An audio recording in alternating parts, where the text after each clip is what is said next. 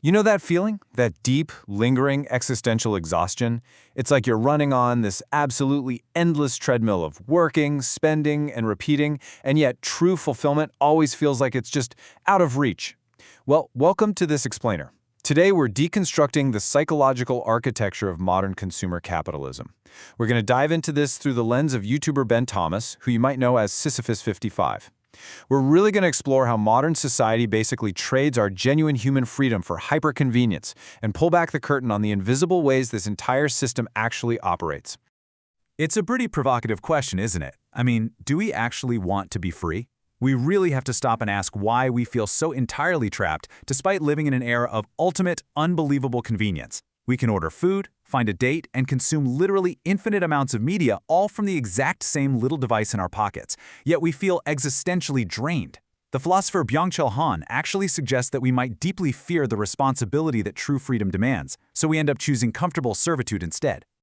Okay, let's dive into this. Here is our roadmap for today. We'll cover 1. The illusion of freedom. 2. Manufacturing the consumer self. 3. The hedonic treadmill. 4. Systemic narcissism. 5. Cynics versus accelerationists. And finally, 6. Reclaiming your sovereign mind.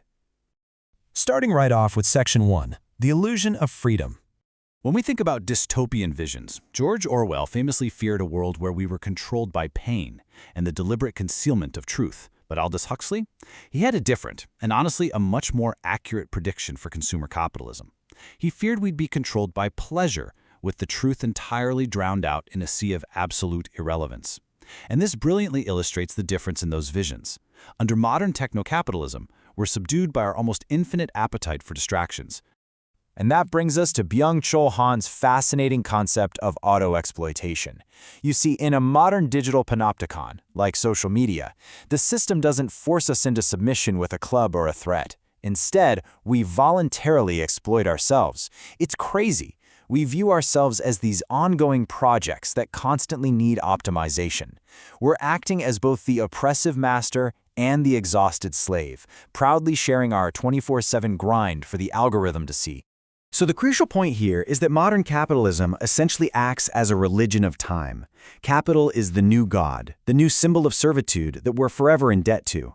We use our smartphones as digital devotionals. Every single click, every swipe, every like, it's basically a form of prayer to the algorithm, keeping us constantly trapped in this brutal cycle of productivity guilt and existential debt. We are just terrified of not doing enough. Moving right along to Section 2, manufacturing the consumer self. If our freedom is an illusion, we really have to ask ourselves, where do our goals, our desires, our very dreams actually come from? The psychiatrist Joost Meerloo studied clinical thought control, and he defined something called menticide. It's essentially the systematic destruction of independent thought. In a highly mechanized consumer society, public opinion engineers ooze these subtle suggestions into our systems through constant, unending media bombardment. And eventually, without even realizing it's happening, we surrender our mental independence. We adopt this ready-made conformity, fully believing these manufactured values are entirely our own. Now, what's really interesting here is this concept of hyperstition, coined by philosopher Nick Land. Capitalism acts as a massive hyperstitional engine. What does that mean? It means it introduces false consumer desires, fictions basically, that make themselves true. It manufactures a need for things that aren't actually essential to our survival or happiness, but through this apocalyptic positive feedback loop of media and culture, those manufactured desires harden into our unquestioned, concrete reality. Which leads us perfectly into Section 3, the hedonic treadmill.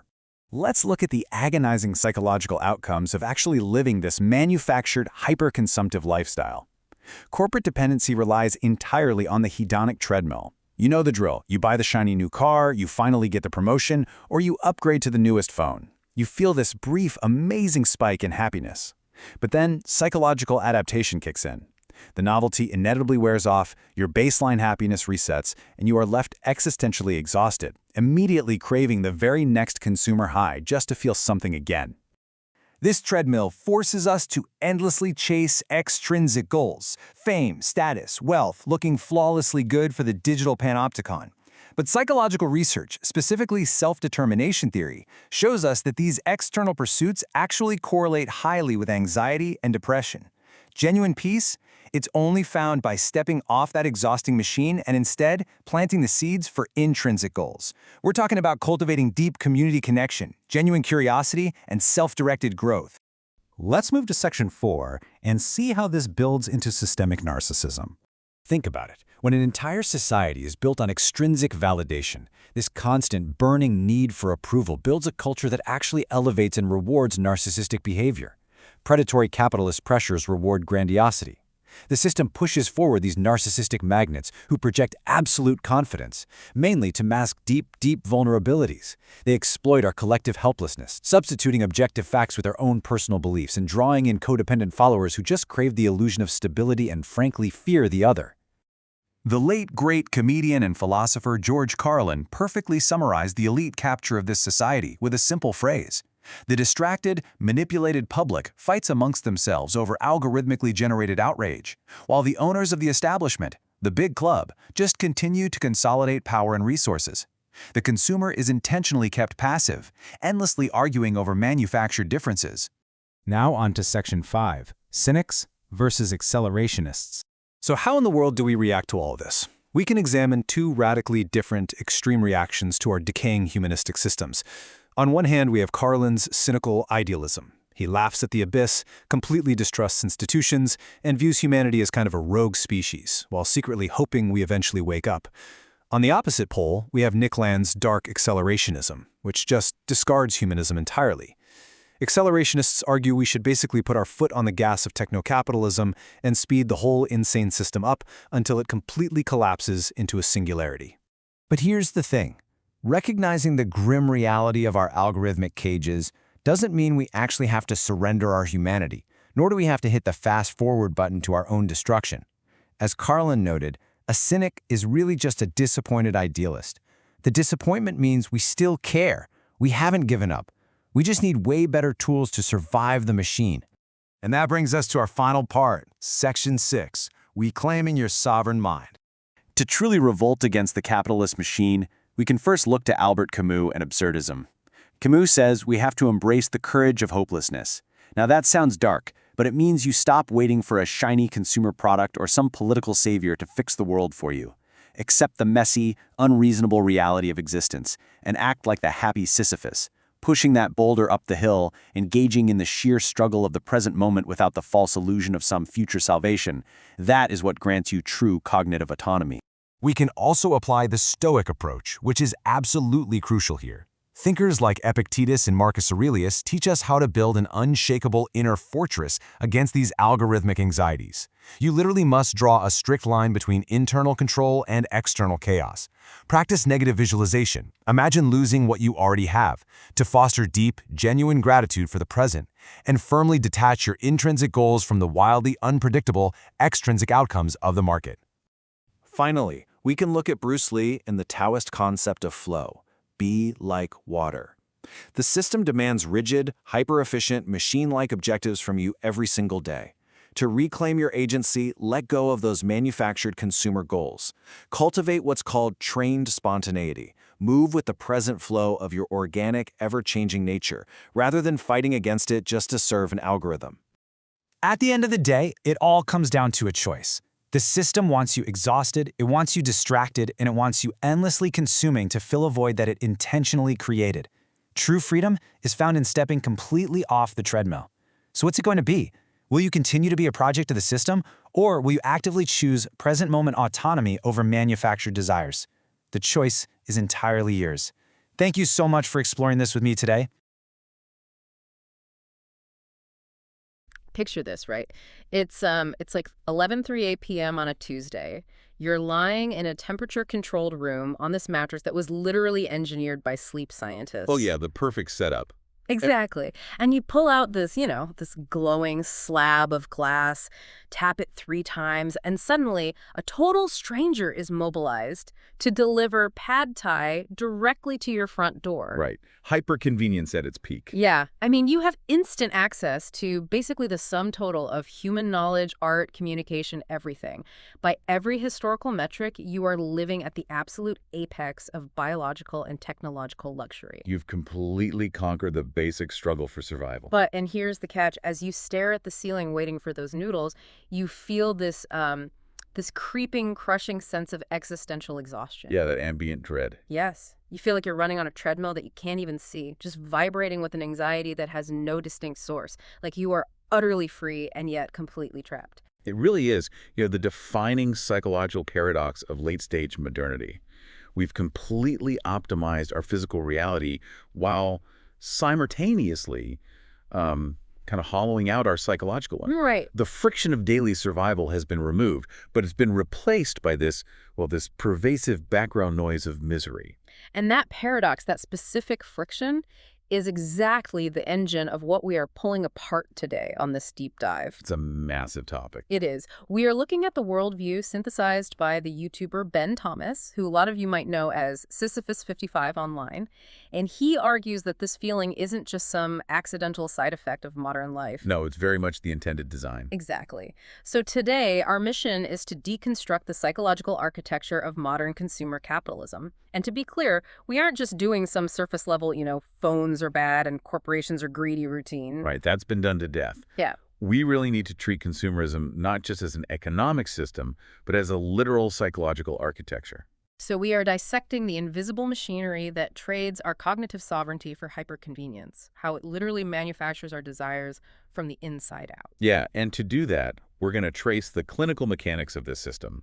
We'll be pulling from Byung-Chul Han's analysis of self-exploitation, Joost Meerloo's honestly terrifying concept of menticide, Oh, that part is wild. and Mick Land's hyperstition.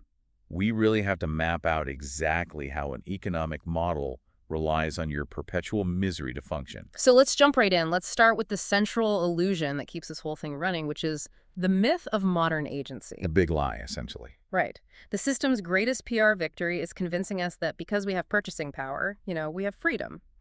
But I have to ask, if I'm choosing between 50 different brands of essentially identical sneakers. Made in the same factories. Exactly. And I'm expressing my unique individuality through these highly templated Instagram aesthetics. Am I actually exercising agency? Or am I just selecting a prepackaged consumer demographic? I mean, you're absolutely just selecting a demographic. But the insidious part is that you're doing it under the genuine belief that you are self-actualizing. It feels like freedom. It really does. And this is where Byung-Chul Han's critique is just so devastating. He argues that we have transitioned out of what he calls a disciplinary society. And that's like the Rochelle Foucault idea, right? Where subjugation comes from an external master. Yes, exactly. The master with the whip, the factory owner, the dictator. We've moved from that into an achievement society. Yeah. And in this achievement society, the master isn't the boss anymore. The master is you. Oh, man. So we've basically built our own digital panopticons, and we're eagerly playing both the guard in the tower and the prisoner in the cell. That is a perfect way to describe it. Then how does that actually work mechanically? Because, I don't wake up in the morning and think, I'm going to oppress myself today for the benefit of shareholder value. No, of course not. You wake up and think, I need to optimize my morning routine. Oh, wow. Yeah. Right. You view yourself as a project. That is the mechanism. In neoliberal capitalism, that traditional Marxist dynamic between the exploiting owner and the exploited worker hasn't disappeared at all. It just shapeshifted. It collapsed into a single individual. You treat your own body, your mind, your sleep schedule, your hobbies as raw capital. It's all stuff to be mined, refined, and marketed. So I am essentially the CEO of Me Incorporated. Exactly. And you are ruthlessly exploiting your inner worker for maximum yield. And because it's voluntary, right? Because it's framed with words like hustle or self-improvement or building a personal brand, we just don't recognize it as subjugation. We don't see the cage because we forged the bars ourselves. We just think we are failing at being our best selves, which I think leads directly to Han's concept of autoaggressivity. Yes, a really crucial concept here. Because if you rebel against a cruel boss, you might, start a union or a revolution. But if you are the boss and you fail to meet your own impossible optimization standards, who do you even get mad at? You can only get mad at yourself. That's autoaggressivity. It's the internalized violence of the achievement society. Internalized violence, that is a heavy phrase. It is, but it's accurate. Because when the systemic pressure to be productive, beautiful, and endlessly interesting inevitably breaks you, you don't blame the system, I blame my own neurochemistry. Right, you blame your lack of discipline. You think you just didn't try hard enough. The anger that historically fueled systemic revolution is turned entirely inward now. Which explains so much, like the resulting mass epidemics of burnout, anxiety, and depression. Exactly. The system effectively neutralizes the threat of rebellion by making you your own most ruthless oppressor. But wait, let me push back a little here. If we are doing this to ourselves, where do the actual standards come from? What do you mean? Like if I decide I need a 12-step skincare routine or a really specific hyper-minimalist living room aesthetic, it feels like I arrived at those desires organically. I wanted them. Right. They feel native to your own brain. And that brings us to the clinical side of thought control. Specifically, psychiatrist Joost Meerloo's concept of menticide. Menticide. Okay, break that down for us. So Meerloo studied totalitarian brainwashing, primarily in the mid-20th century. But he recognized that the exact same mechanics operate in free consumer societies. Really? The same mechanics as like literal dictatorships? Yes, because menticide is basically the systematic erosion of mental independence. It's not just targeted ads pushing a product. It's the total saturation of the cognitive environment. Okay, I have to play devil's advocate on that term, though. Menticide, literally meaning the murder of the mind. It sounds incredibly dramatic when we're just talking about, the algorithm serving me an ad for a blender because I watched a cooking video on YouTube. Sure, it sounds extreme on the surface. Right. Is it actually clinical brainwashing, or is it just highly efficient marketing? It's the underlying mechanism that elevates it to menticide. Meerloo argued that these public opinion engineers create a state of passive fixation by weaponizing our biological neurological limits. Okay, how so? Well, human beings can only process so much information before cognitive fatigue sets in. We have a hard limit. And the modern digital environment just bombards the nervous system with constant rapid-fire stimuli. The news alerts, the social microdramas, viral trends, infinite scrolling. Exactly. It overwhelms your critical faculty. When your brain is just totally exhausted from that barrage, Right. It defaults to passive reception. It just accepts the ready-made conformity being offered because constructing an independent reality takes way too much energy. Oh, I see. So the blender ad isn't menticide in isolation. No. The menticide is the fact that my brain has been ground down to a pulp by the pacing of the medium itself, leaving me completely porous to whatever desire the system wants to implant. Precisely. Like, I'm literally too tired to realize that I don't actually care about artisanal smoothies. I just buy the blender. The desires are implanted, but because they germinate in your own exhausted mind, they feel completely organic. And this creates just a perfect runway for Nick Land's concept of hyperstition. Yes, hyperstition. This is one of those concepts that once you grasp it, permanently alters how you see the world. It's the matrix code revealing itself. Right. It basically means fictions that make themselves true through positive feedback loops. But can you break down the actual timeline of that? Like, how does a consumer fiction mutate into a biological necessity? Let's use the smartphone, because I think it's the most visceral example for all of us. Perfect. So in 2007, the iPhone is a fiction of necessity. Nobody actually needs it. It is a manufactured desire for a high-end luxury commodity. But capitalism is an engine of acceleration. It pushes this fiction relentlessly. Okay, so early adopters get it, giving them, what, a slight social or economic advantage? Right. And the market recognizes this advantage and begins migrating essential services to the platform to capture that attention. So at first it's just playing Angry Birds and, checking web browsers on the train. Yeah, trivial stuff. But then suddenly your bank requires two-factor authentication via an app. Exactly. And then your employer requires you to be reachable on Slack at all hours. Then social infrastructure moves to QR codes and digital wallets. Especially post-pandemic, it's everywhere. Right. The positive feedback loop accelerates until it crosses a critical threshold. The original fiction, that you need a smartphone, has essentially engineered the external environment to make itself an objective truth. Wow. Yeah. I mean, try applying for a job or renting an apartment or just participating in modern civil society today without a smartphone. You physically can't. You're completely locked out. The capitalist hyperstition has retroactively justified its own existence. It made itself real. And the truly terrifying part is that hyperstition isn't guided by, like, a cabal of evil masterminds in a smoke-filled room. Not at all. It's an autonomous, emergent property of capital accumulation. The system just naturally wants to grow.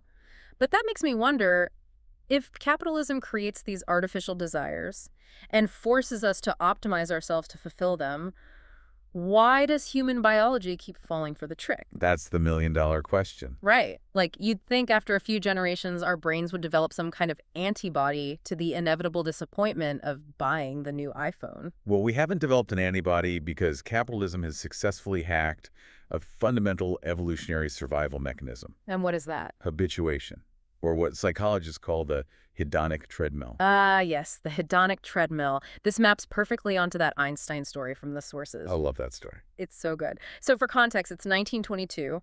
Albert Einstein is staying at the Imperial Hotel in Tokyo, and he was freshly notified about winning the Nobel Prize.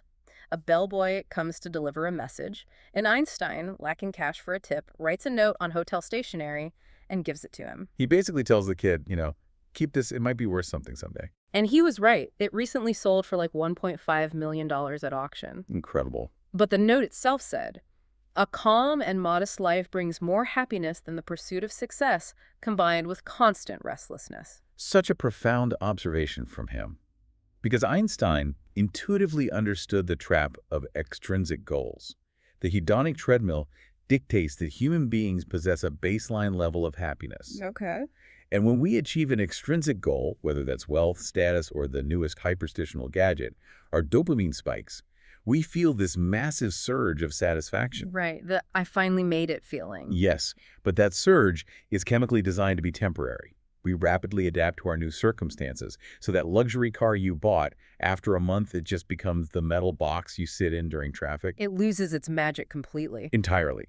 The dopamine recedes, we revert to our baseline, Yeah. and that restless craving for the next hit returns. And from an evolutionary standpoint, that totally makes sense, right? Like a caveman who eats a good berry and feels permanently satisfied will just sit under a tree and get eaten by a saber-toothed tiger. Exactly. Yeah. We are hardwired for perpetual, low-level dissatisfaction just to keep us moving and surviving. Yes, but consumer capitalism takes that biological survival drive and just monetizes it on an industrial scale. Precisely. The system's survival is entirely dependent on your inability to remain satisfied. Think about that. If the population actually internalized Einstein's advice, like, if millions of people suddenly decided that a calm, modest life with intrinsic goals like community and contemplation was actually enough. The macroeconomic engine would stall overnight. It would crash. Infinite growth requires infinite consumption, which absolutely necessitates infinite incurable dissatisfaction. So success in this framework is a constantly retreating phantom by design. You're never supposed to catch it. Never. Because if the system requires us to be infinitely dissatisfied, it also requires us to be docile enough not to break the machine out of sheer frustration. Which brings us perfectly to the sociological critique of George Carlin. And I want to pause and clarify something really important for the listener here. We are looking at Carlin not for his specific political targets, but purely for his philosophical analysis of class pacification and systemic control. Right. We are looking at the mechanics of his argument impartially. Exactly. We are not endorsing any political agenda. But Carlin argued that the establishment doesn't actually want critical thinkers. It fundamentally requires, in his words, obedient workers. And Carlin's analysis of the illusion of choice is a direct extension of our earlier point on agency. Right. The sneaker example. Yeah. He noted that the system floods us with trivial choices to mask the total absence of structural choices. So you have, 30 flavors of ice cream, hundreds of streaming services, this hyper-fragmented media landscape. But you have almost zero choice in the macroeconomic policies that dictate your stagnant wages, or your shrinking pension, or the complete commodification of the housing market. He called them gizmos and toys. We are pacified by the frictionless ease of our microenvironment, so we don't look up at the macroenvironment. To use his famous phrase, it's a big club and you ain't in it. The illusion of participation. But when you juxtapose those two things, when you can literally order Thai food from your bed with zero friction, but you cannot afford a house or influence systemic corruption no matter how hard you work, what does that level of cognitive dissonance do to the human psyche? It induces a state of profound, learned helplessness. Learned helplessness, that's a clinical term, right? It is. It happens when an organism is repeatedly subjected to negative stimuli that it cannot escape or control. Yeah. Over time, it eventually just stops trying, even when a legitimate opportunity for escape is later presented. Just gives up. Completely. Yeah. And modern consumer society accelerates this by making the trivial things completely effortless and the meaningful things utterly impossible. Wow. The disparity between your micro-convenience and your macro-impotence breeds this deep, passive nihilism. And nature abhors a vacuum.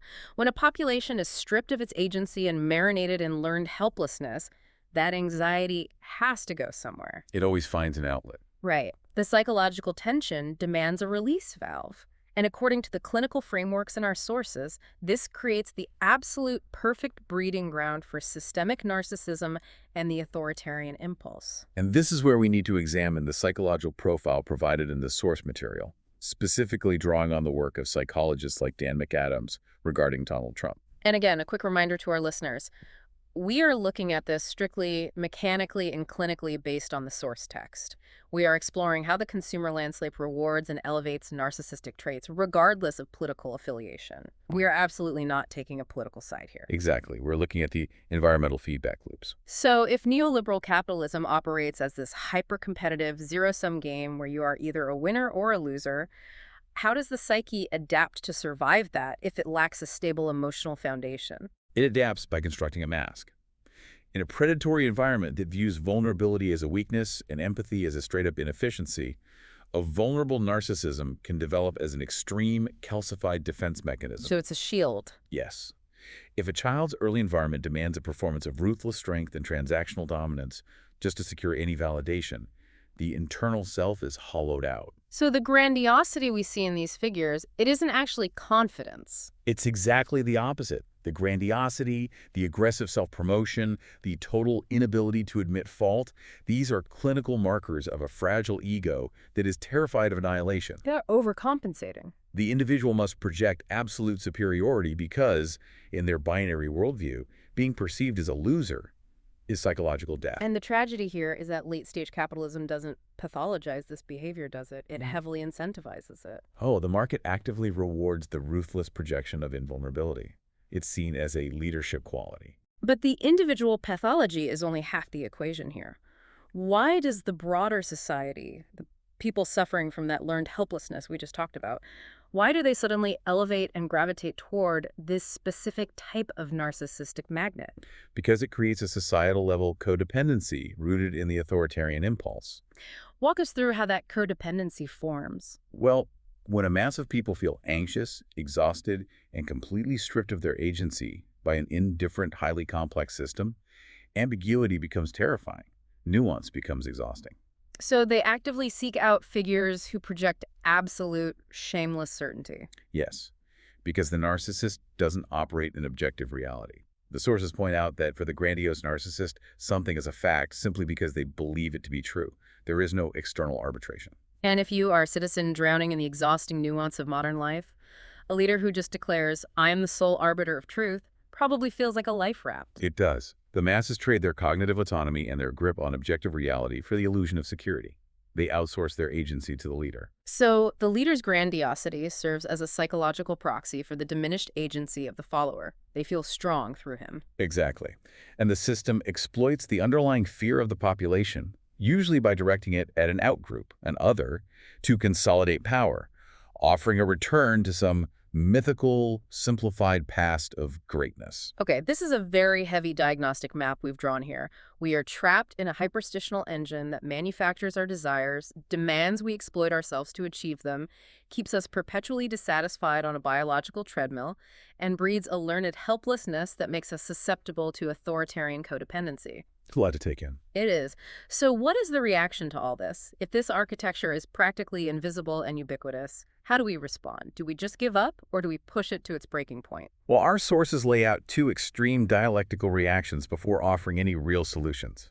The path of the cynic and the path of the accelerationist. Let's bring George Carlin back in for the path of the cynic. And the framing here is crucial because Carlin wasn't just a blind misanthrope. The sources define him as a disappointed idealist. And a true cynic usually is. Carlin looked at the trajectory of the human species, the systemic prioritization of property and capital over community, and concluded that we are basically a rogue species. So his reaction wasn't to fight the system, it was to emotionally secede from it. Right. He used misanthropic detachment as a shield. He literally said in his specials that he was cheering for the environment to fight back and shake us off like a bad case of fleas. But isn't that just giving up? Like, by retreating to the bleachers to mock the sinking ship, you are completely surrendering whatever agency you have left. It is a surrender, yeah. I mean, his late-stage comedy was incredibly dark because it was designed to induce hopelessness, ironically hoping to wake people up. But it ultimately just breeds apathy. It is a defensive apathy. You insulate yourself from the pain of the world by just deciding you don't care about the outcome anymore. Yeah, right. Now contrast that passive surrender with the active, aggressive surrender of Nick Land and accelerationism. This is where things get truly wild. Yeah. If Carlin is sitting in the bleachers watching the fire, Nick Land is driving a tanker truck of gasoline into the inferno. Accelerationism is arguably one of the most deeply unsettling philosophies of the digital age. Walk us through Land's logic. So Land looks at the exact same hyperstitional capitalist machine we've been discussing and concludes that it is basically an autonomous, non-human intelligence. Like an AI. Sort of, yeah. It is a motor of pure optimization that cannot be reasoned with, reformed, or slowed down by clumsy human politics. So his solution is, what? Put your foot on the gas. Just embrace the apocalypse. Precisely. Land advocates for total deregulation, the dismantling of egalitarian policies, and the complete abandonment of democratic freedoms. That sounds insane. Why? Because human morality and democratic consensus are frictions that slow down the machine. He envisions a techno-capitalist singularity. Singularity, okay. Yeah, a future dictated by rational corporate governance, essentially a capitalist monarchy, where the human experience is entirely subordinated to the speed and efficiency of capital and artificial intelligence. That sounds like a terrifying sci-fi dystopia. Why would anyone willingly advocate for their own obsolescence? Because, in a twisted way, it offers a perverse kind of relief. Relief from what? Just like the authoritarian impulse offers relief from ambiguity, accelerationism offers relief from responsibility. It embraces the inevitability of the machine. You don't have to try to fix the world anymore because the machine is going to consume it anyway. Wow. Okay, so both of these extremes, Carlin's cynical withdrawal and Land's accelerationist death drive, they are intellectual dead ends. Completely. They both sacrifice genuine human agency on the altar of systemic inevitability. They both look at the giant machine and say, well, my choices don't matter. And that's exactly what the system wants you to think. So we reject the dead ends. If we refuse to be apathetic cynics and we refuse to be techno-capitalist accelerationists, how do we reclaim our cognitive autonomy in the present moment? What is the practical, philosophical antidote to the achievement society? The sources provide a really robust toolkit for this, and the first tool is highly counterintuitive. It comes from the philosopher Slavoj Žižek, the courage of hopelessness. Hopelessness. Okay, Žižek talks about this in the context of addiction, right? Like, the biggest barrier to quitting smoking isn't the physical withdrawal. It's the psychological lie you tell yourself that you can quit anytime, or that you just need one more before you stop. Yes, exactly. The false hope of future control keeps you locked in the present cycle. And applied to consumer capitalism, the trap is the deeply ingrained belief that the next purchase, the next career milestone, or the next algorithmic optimization will finally deliver lasting fulfillment. So true liberation actually requires you to completely abandon hope. You have to look at the hedonic treadmill and accept its total, utter futility. You have to admit to yourself, this system will never, ever fulfill me. The game is permanently rigged. And ironically, it's only by accepting that profound hopelessness regarding the system's promises that you find the leverage to finally step off the treadmill. Letting go of the false hope clears the ideological fog. Exactly. It allows you to see the machine for what it actually is. And this transitions perfectly into Albert Camus and the concept of the absurdist revolt. Camus. I love his work. He defines the absurd as the tension between our desperate human need for inherent meaning and the cold, silent, unreasonable nature of the universe. Or, in our modern case, the unreasonable nature of the hyper-capitalist machine. Right. And Camus uses the myth of Sisyphus, the man condemned by the gods to roll a boulder up a hill for eternity, only to watch it roll back down every single time. It is the ultimate picture of agonizing, repetitive futility.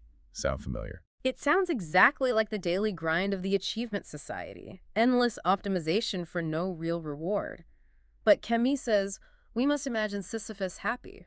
How is that even possible? Because Sisyphus possesses lucidity. He sees the absolute absurdity of his condition, but he refuses to be crushed by it, and he refuses to hope for a magical rescue. His revolt is in the doing.